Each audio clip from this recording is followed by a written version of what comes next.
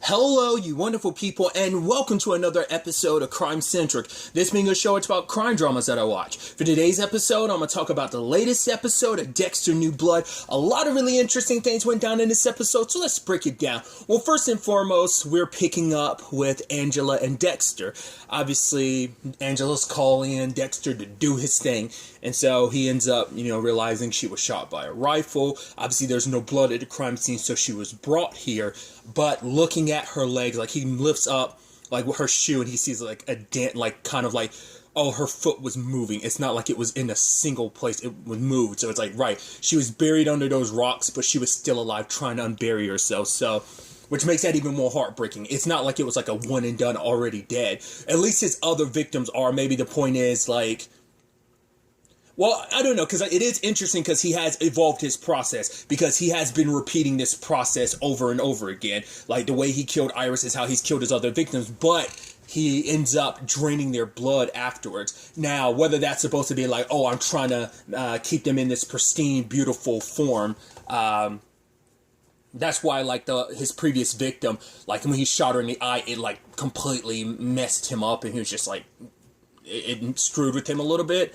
That, well, not a little bit, pissed him off a lot because it screwed up his process. So, still don't fully understand what that is, but I think it kind of makes sense, especially what we learn about his dad later on, that his dad would pick women up, and it's like, oh, his dad was so mad at Kurt's mom for leaving, and so he would pick up ladies at truck stops and hurt them, and because it's like, once again, it's like that serial killer thing of like, right, every time you're like hurting someone, it's like, oh, in his particular case, every woman he was hurting was his wife that abandoned him.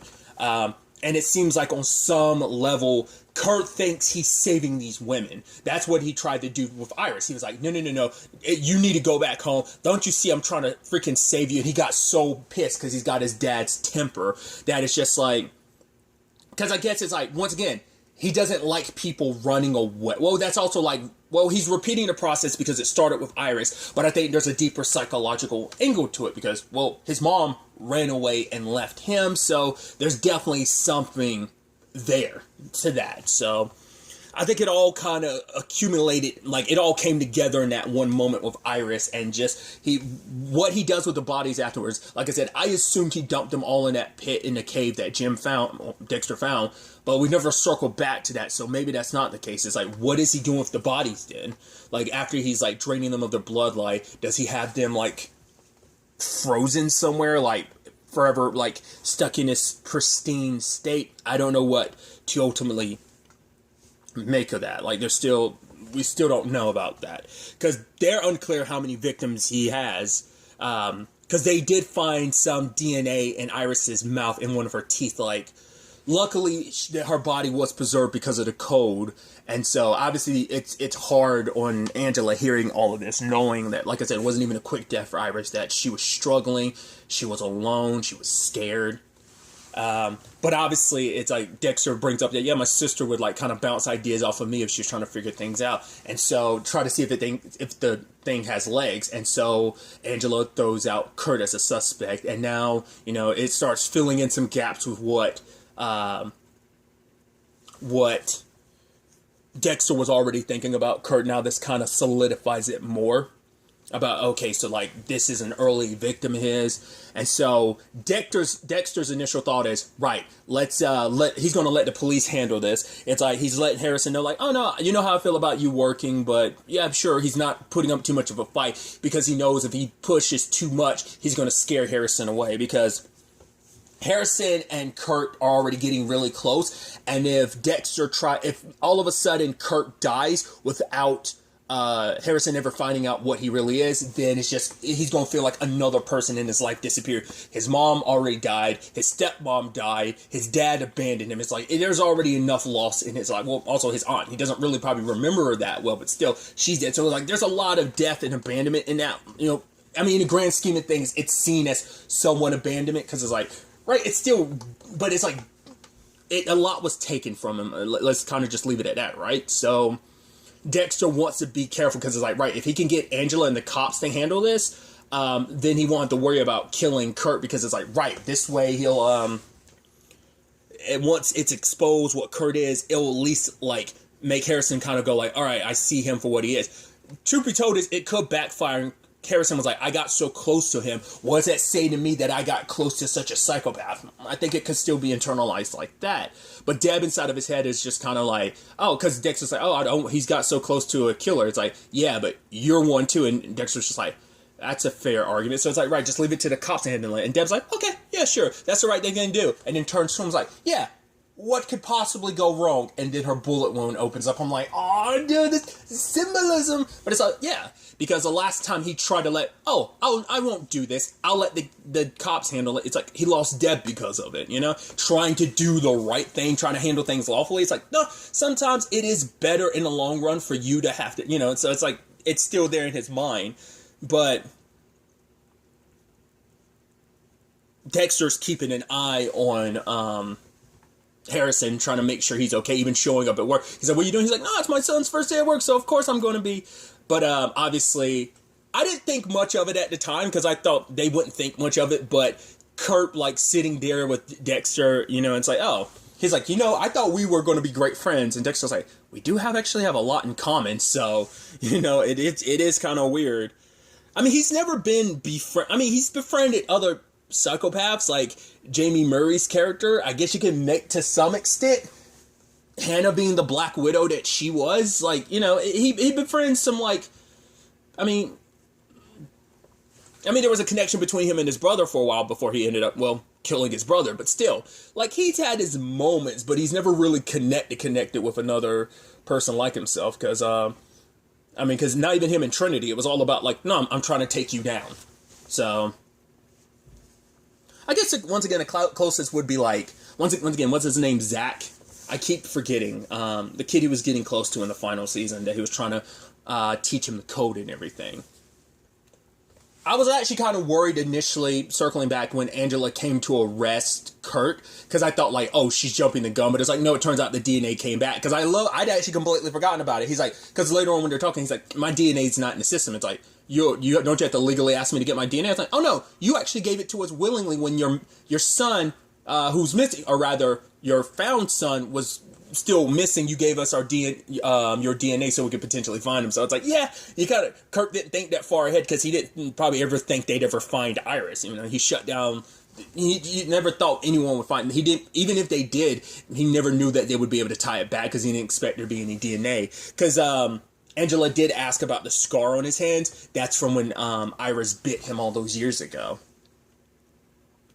But yeah, it's like she's kind of got him nailed. Like, she's got him nailed. Like, and he's even asking for a lawyer. I'm like, yep, that's always his side. Like, yeah, when you're asking for your lawyer, it kind of solidifies that guilt to some extent. But obviously, Kurt was able to worm his way around it. The moment he threw his dad into the equation, I was like, I wouldn't think it actually was your dad, but I'm like, could it actually have been, like, could that have actually been your dad's first victim, not yours? But then we see, like, no, Iris was definitely yours. And the sad thing, too, is knowing that Angela blames herself, because, like, they were supposed to leave together, but she backed out and Iris went on her own, you know, and it's just, maybe, because Angela's like, right, if I went with her, like, who knows how things would have played out differently. Because what solidified all of this, too, before she even got Kurt, is that Dexter brought Angela to the cabin. Is like, right, I'm telling you about all the stuff me and Molly saw, but by the time they got back there, it looked like some stuff had been dragged. Well, it turns out Kurt, moment they left, started tearing everything out. It's like he didn't want to take the chance there was any DNA left, because if there's any DNA in that place, it's going to lead to a whole bunch of missing girls, and that's going to stack up the bodies, because there's, who knows how many, we know at least 2 girls' DNA was in there. There's definitely more. And Dexter's bringing up, like, the door, the cameras, and it's like, right, you only go this far if you have something to hide. That actually reminds me of the line that Dexter said earlier, like, right, you can confide in me, you know I can keep a secret. I was like, oh, that's kind of a dark joke, you know, circumstances, but it is true, you know, like, right, in these years, I lied about who I was, I kept my secret, so, you know, I could keep yours. But it's also the thing of, like, right, they have some DNA at the time. It was like, right, we don't know if it's 25-year-old DNA that you got illegally from me. So it's like, yep, that's kind of all we have to kind of try and put the nails in Kurt's coffin, which, like I said, at the time, it worked out until Kurt spun the story to be like, yeah, the DNA's my dad's. It's like, that's the problem of, like, because the DNA is so old that you can't say for sure. It's not 100%. It's 67. I'd still go with those odds, but the DA isn't willing to go that far because there's still like a 33% chance it's someone else, that it is his father. It creates reasonable doubt. So it's that thing of, I'm not going to take this to court because I know I might not win it, which I'm like, that's the sad thing, that is a numbers game. But that's also the thing, too. It's like, oh, he lied about it all these years because he claimed to, like, oh, I saw her getting the thing with my dad, and then the word came around that she ran away. So, you know, I just wished and hoped. And even to the point Angela was actually starting to buy into the story, like, maybe it was the case. Either way, it's still scummy what he did. I mean, we as the audience know, oh, no, you killed her. Like I said, even I, before the story, because I love that they did that, because even for a second I was like, maybe there's a chance that his dad did do it, and maybe he did witness the way his dad treated the women he picked up at the truck stop. So I was like, maybe he actually witnessed his dad killing Iris, and that perpetuated all of this. I mean, just like Harrison, you know, born in blood, just like Dexter and his brother, both born in blood. So I think that was kind of interesting in the long run. But Kurt, when he was locked up, did send Dexter a little message, and he sent him something, and he was like, what is this? I was like, yeah, what is it? And so he ends up getting Teddy out of the office, out of the police station long enough so that he can go and talk to Kurt. He was like, yeah, stay away from my son. And it's just like, yeah, you're the one behind bars. And he's like, oh, this is temporary. I was like, what do you got planned? Because I thought he was going to have someone tamper with the evidence. In fact, I thought he was going to force Dexter, like, oh, I need you to get rid of this evidence for me. Granted, he didn't need anyone to tamper with the evidence. He was able to suspend, I guess, because I don't think his lawyer was in the know about what he had planned. So, because the lawyer was like, against my advice, my client's decided to make a statement. So you can tell it definitely doesn't sit right with Logan, because Logan likes this family. Like, because even before Angela was like, oh, I'm going to bring the DA in, like, Logan had this look on his face. Like, I think it's because either way, what Kurt did, because once again, they're starting to believe his story of, like, it might have been his dad, and he knew, he just didn't say anything.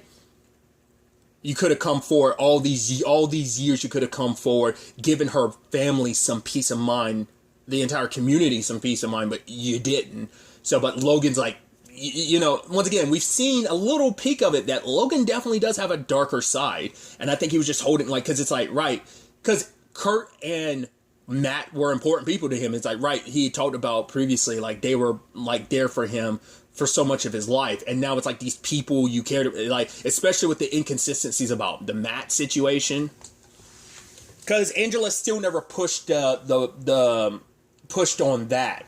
So that's still up in the air. Granted, he knows that Dexter did it, because it turns out he's like, yeah, oh, you know, when you picked me up and I kept bringing up, oh, it was snowing, right? Well, he was like, because we were brought together by fate. And when I got home, I realized it wasn't snow, it was ash.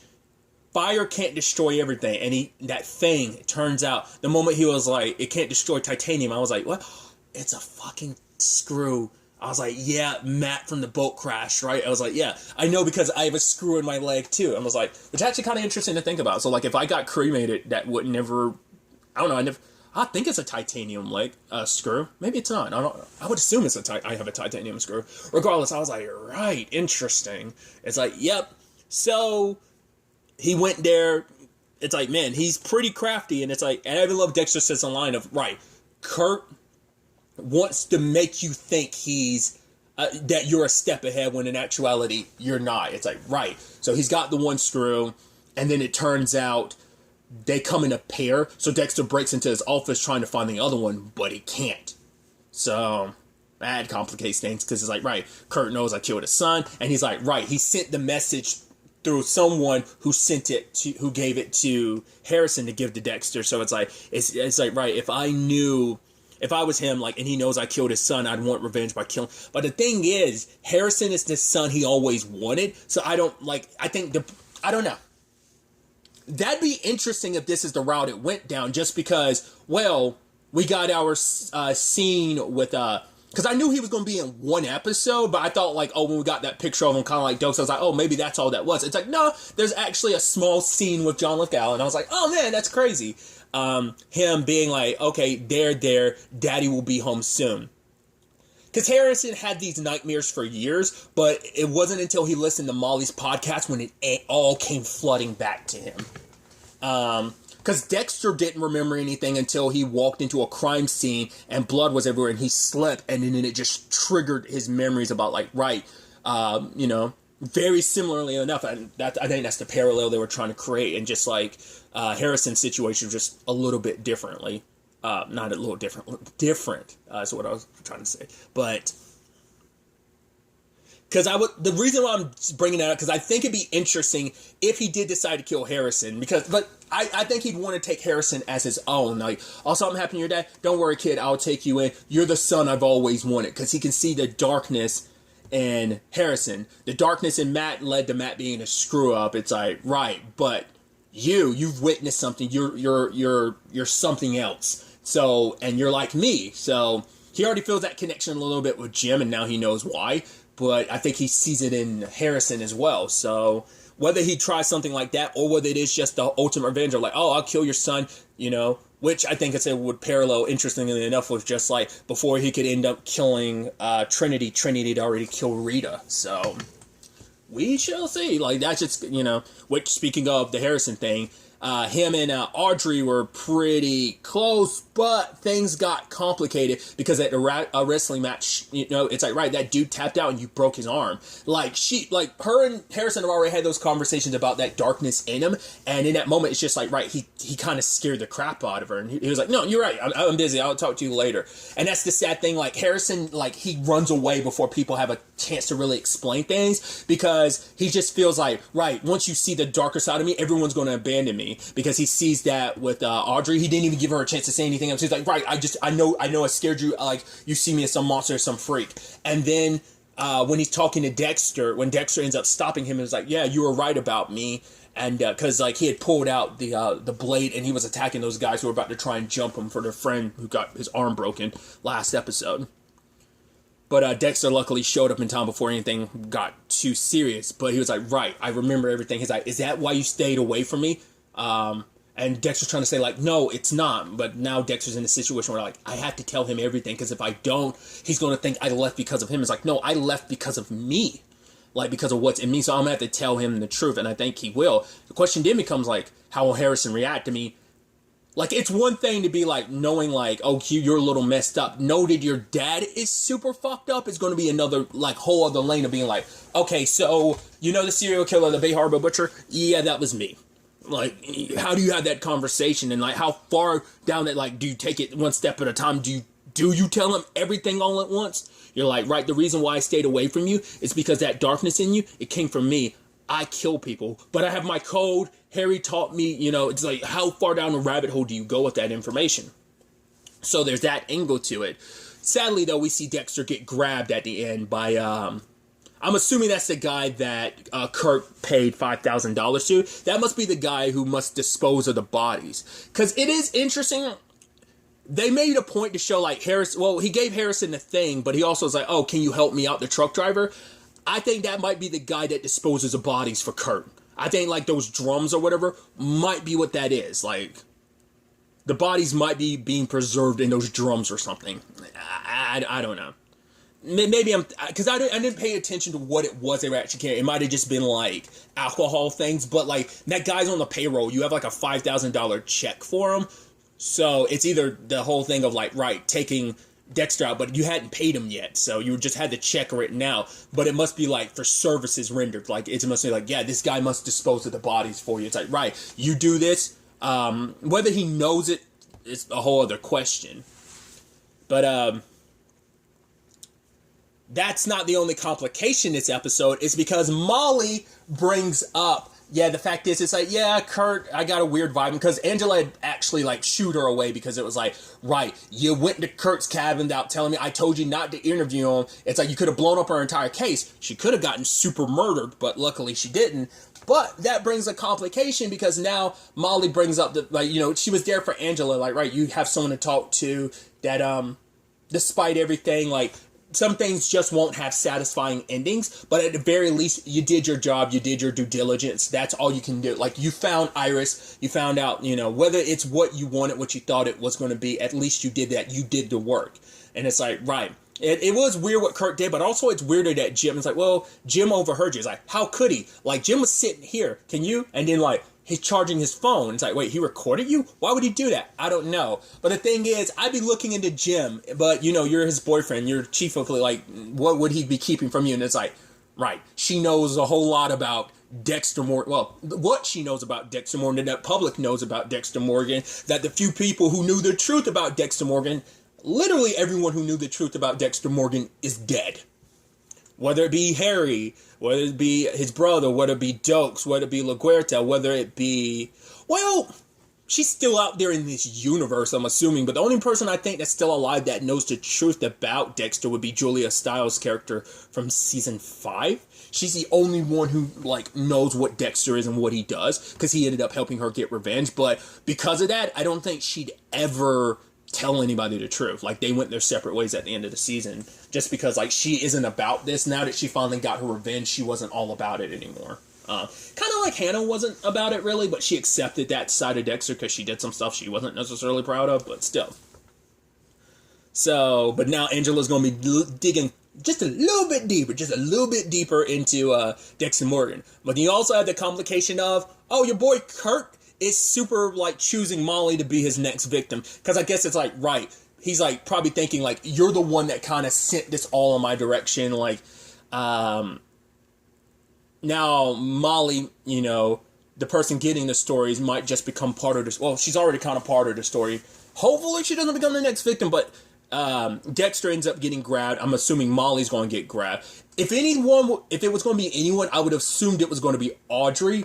But now, once again, there's Edward, that billionaire. Like, I'm like, man, he's still in the background somewhere. Like, why wouldn't we haven't touched her. Like I said, my initial thought was it had to be him, but it's like, I wasn't expecting it to be Kurt. But then once again, it's like, well, you got John Lithgow to be a serial killer, the Trinity Killer. So it's like, makes sense that, he also doesn't have a catchy name. Maybe eventually in the future they would give him one. But, yeah, it's like, of course you're going to bring in Clancy Brown to be, like, the bit bad, you know? So I'm sure there is the parallel to draw between him and the Trinity Killer, but there's still loose ends that need to be tied up a little bit, like the whole Harrison situation. Now Dexter's gotten captured once again. Has Molly gotten captured too? And now, like, you know, Angela's going to be looking into Dexter. That's going to be a whole other issue too. So I doubt Angela will, well, I doubt she'll handle it the way Deb did. Because the difference is, like, you guys might be dating, but it's different.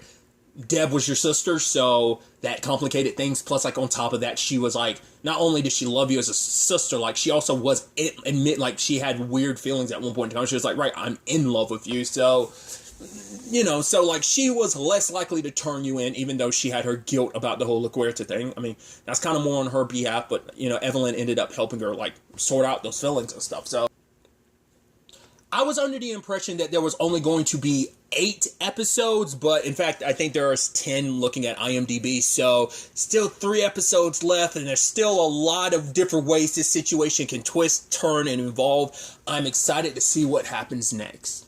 But really, that's all I want to talk about. Till the next time we meet, be happy, be safe, live life to the fullest, and enjoy it. Good day, and goodbye.